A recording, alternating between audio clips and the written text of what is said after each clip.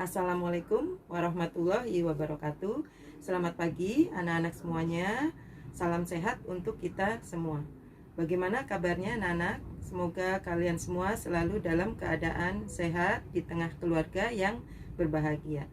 Nah, pada video pembelajaran kali ini Ibu akan menjelaskan tentang materi cahaya, di mana materi cahaya ini terbagi menjadi dua, yaitu pemantulan cahaya dan pembiasan cahaya. Untuk pertemuan hari ini kita akan mempelajari tentang pemantulan cahaya, dan untuk pembiasan cahaya kita akan belajar di materi pembelajaran minggu depan. Nah, sebelum kita mulai belajar, marilah kita buka pembelajaran hari ini sama-sama membaca basmalah. Bismillahirrahmanirrahim. Adapun tujuan pembelajaran kali ini diharapkan setelah belajar melalui video pembelajaran kali ini, kalian yang pertama dapat mengidentifikasi sifat-sifat cahaya, kemudian yang kedua dapat mendeskripsikan pemantulan cahaya pada cermin datar, cekung, dan cembung, yang ketiga dapat melukiskan pembentukan bayangan dengan sinar istimewa, yang keempat dapat mengidentifikasi sifat-sifat bayangan yang dihasilkan oleh cermin datar, cekung, dan cembung. Yang terakhir adalah kalian dapat menghitung jarak benda, jarak bayangan, tinggi benda, tinggi bayangan, serta perbesaran. Nah, sekarang kalian simak video pembelajarannya. Ayo sekarang kalian amati pancaran sinar matahari ke permukaan bumi. Bagaimana bentuk rambatannya, sehingga nanti kalian bisa mengetahui apa itu sifat-sifat cahaya yang dipancarkan ke permukaan bumi. Bagaimana sifat dari cahaya itu? Sifat-sifat cahaya diantaranya yang pertama adalah cahaya dapat merambat lurus. Yang kedua, cahaya dapat dipantulkan jika mengenai dinding pantul atau cermin. Yang ketiga, cahaya dapat dibiaskan jika melalui dua medium yang berbeda kerapatannya. Sekarang kita lanjut ke pemantulan cahaya. Pemantulan cahaya terbagi menjadi dua, yaitu pemantulan teratur dan pemantulan baur.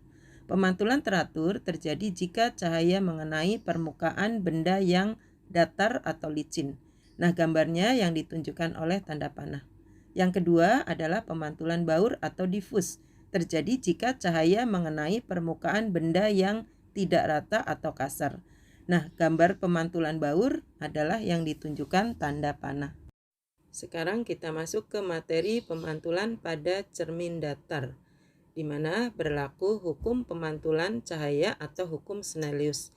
Yang pertama berbunyi, sinar datang, sinar pantul, dan garis normal terletak pada satu bidang datar, sesuai yang ditunjukkan oleh gambar. Hukum Snellius yang kedua adalah sudut datang sama dengan sudut pantul. Hukum Snellius tersebut digunakan untuk proses pembentukan bayangan pada cermin datar. Nah, bagaimana proses pembentukannya? Sekarang kalian amati gambar berikut. Cermin datar digambarkan dengan garis tegak berdiri yang diarsir. Bagian yang diarsir bagian belakang dan bagian yang tidak diarsir bagian depan. Pembentukan bayangan benda dengan hukum Snellius, yaitu sinar datang, garis normal, sinar pantul terletak pada satu bidang datar. Bayangan terbentuk dari titik potong antara dua sinar pantul. Nah, ini adalah sinar datang yang kedua dan dikembalikan lagi dari cermin. Ternyata antara sinar pantul yang pertama dengan kedua tidak membentuk titik potong. Dibuatkanlah perpanjangan sinar pantul yang pertama dan perpanjangan sinar pantul yang kedua. Sehingga dari dua perpanjangan sinar pantul ini membentuk titik potong dan disitulah letak bayangan di belakang cermin. Sehingga sifat bayangan yang terjadi adalah satu, bayangan bersifat maya karena ada di belakang cermin. Dua, jarak bayangan sama dengan jarak benda. 3. Tinggi bayangan sama dengan tinggi benda. 4. Besar bayangan sama dengan besar benda. Dan yang kelima, bayangan tertukar sisinya. Kita lanjutkan materi pelajaran jumlah bayangan oleh dua cermin yang membentuk sudut. Perhatikan tayangan gambar. Gambar yang pertama adalah dua cermin membentuk sudut 120 derajat, terbentuk dua buah bayangan. Gambar yang kedua, dua cermin membentuk sudut 72 derajat, terbentuklah bayangan 4 buah. Dan gambar yang ketiga, sudut yang dibentuk cermin 50 derajat, terbentuklah bayangan sebanyak 5. Maka dapat dirumuskan N sama dengan 360 per alfa min 1, di mana N adalah banyaknya bayangan yang terbentuk, alfa adalah sudut yang diapit oleh kedua cermin. Sekarang kita ke contoh soal. Dua cermin datar dirangkai membentuk sudut 45 derajat. Berapa jumlah bayangan yang terbentuk? Cara penyelesaiannya adalah menggunakan rumus 360 per 45 dikurang 1. Sehingga menghasilkan 360 per 458 min 1 sama dengan 7. Jadi bayangan yang dihasilkan sama dengan 7 buah. Sekarang kita lanjut ke pemantulan cahaya pada cermin cekung. Perhatikan gambar bagian-bagian cermin. Bagian depan cermin yang tidak diarsir terdapat ruang 1, 2, dan 3. Sedangkan bagian belakang cermin adalah bagian yang diarsir terdapat ruang 4. Dan garis yang lurus menggambarkan sumbu utama cermin. Sifat dari cermin cekung adalah konvergen, artinya mengumpulkan atau memusatkan berkas cahaya. Jadi digambarkan jika ada sinar datang sejajar, maka sinarnya akan dipantulkan menuju ke titik fokus cermin. Untuk melukiskan bayangan maka menggunakan sinar istimewa, yaitu ada 3. Sinar datang sejajar sumbu utama dipantulkan melalui titik fokus F.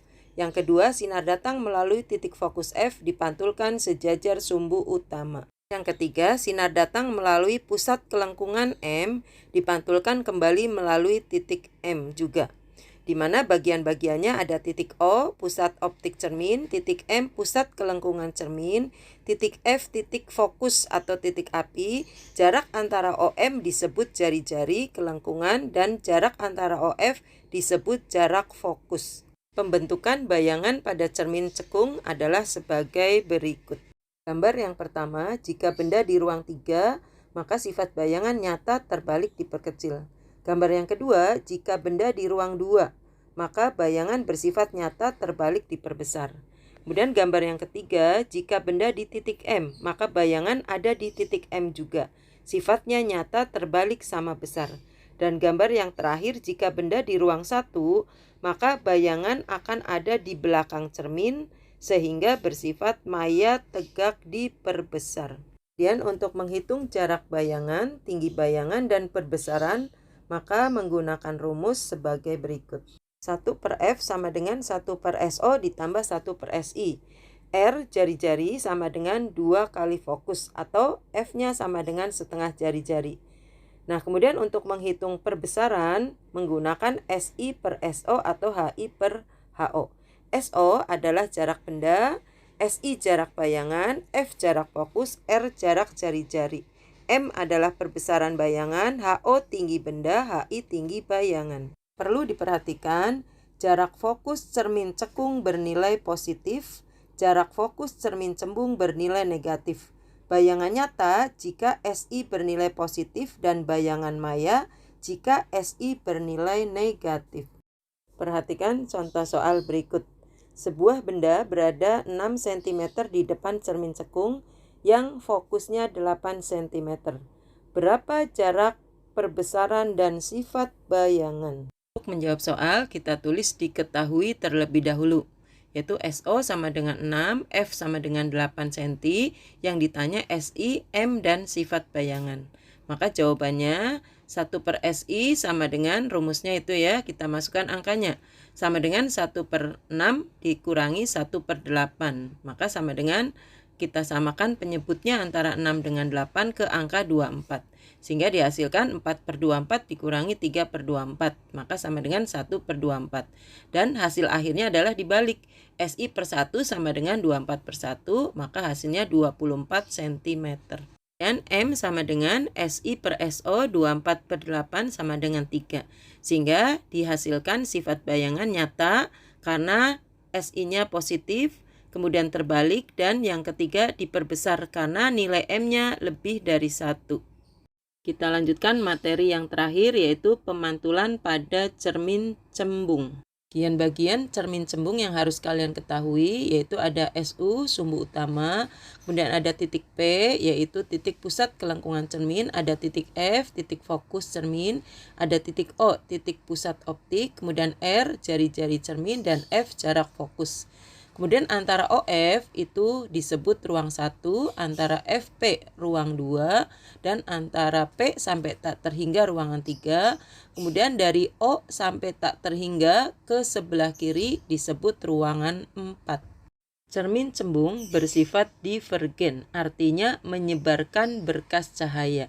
Jadi apabila ada sinar datang sejajar menuju cermin, maka akan dipantulkan seolah-olah berasal dari titik fokus yang ada di belakang cermin. Untuk melukiskan bayangan pada cermin cembung menggunakan sinar istimewa, yaitu sinar yang pertama adalah sinar yang datang sejajar sumbu utama akan dipantulkan seolah-olah dari titik fokus. Sinar yang kedua adalah sinar yang datang menuju ke titik fokus, maka akan dipantulkan sejajar sumbu utama. Dan sinar yang ketiga, sinar yang menuju titik pusat cermin dipantulkan kembali seolah-olah dari titik pusat cermin.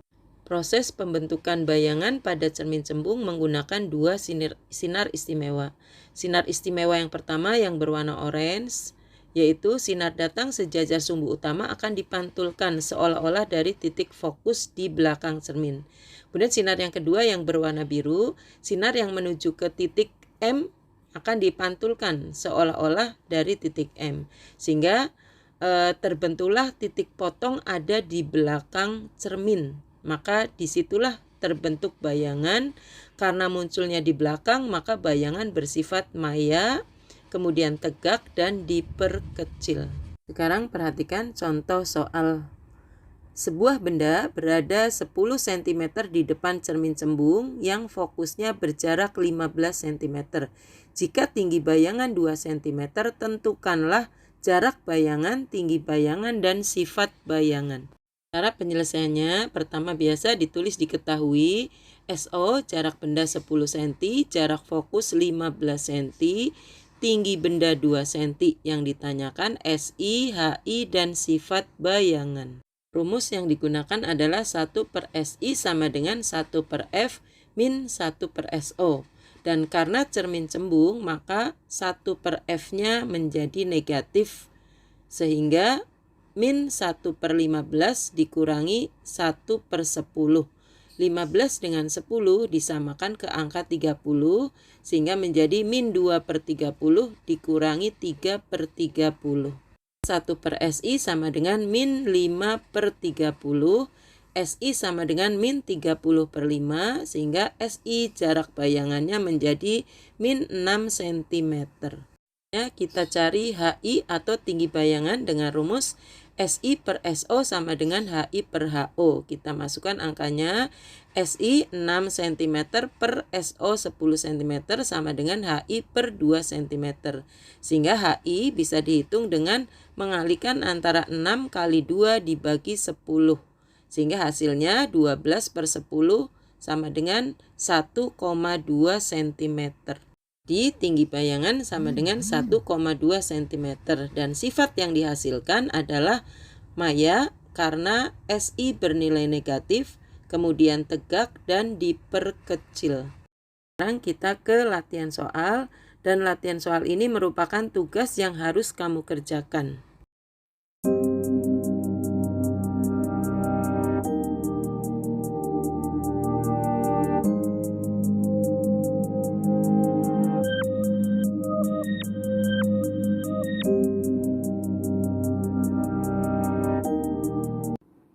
Demikianlah materi hari ini tentang pemantulan cahaya.